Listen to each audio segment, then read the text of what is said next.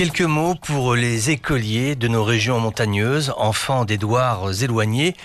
où le soleil n'atteint que tardivement le sol, tant les montagnes autour sont hautes, verticales et glaciales. Quelques mots pour tous ceux qui dévalent la route pour se rendre à l'école, marcher dans le froid, sentir le vent qui brûle la peau, et puis le sol qui, pas à pas, va glacer la voûte plantaire. Ils sont courageux, ils sont magnifiques, tous ces garçons, ces petits garçons, ces petites filles,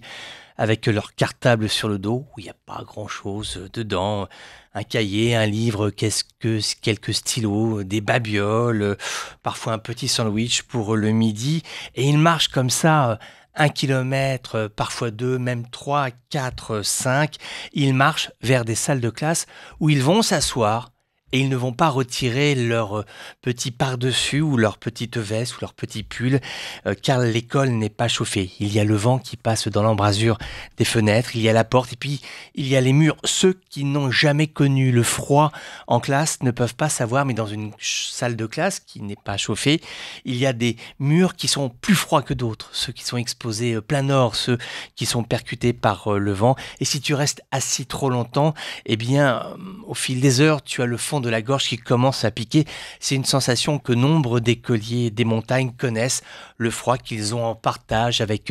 l'institutrice ou l'instituteur, lui aussi courageux, lui aussi magnifique, car faire cours ainsi dans le froid, transmettre le savoir à des enfants qui viennent des 4 coins de la vallée et qui ont marché des kilomètres, c'est vraiment un travail tout à fait formidable. Comment ne pas être admiratif pour ces personnels d'enseignement, ces écoliers venus des profondeurs des montagnes qui prennent sur eux, qui marchent, qui veulent s'en sortir. Souvent, nous parlons du droit à l'école, peut-être faudrait-il y ajouter le droit à vivre avec un minimum de chaleur, au moins des salles de classe qui soient un peu chauffées. Ayons une pensée pour eux, pour ces gamins des montagnes qui,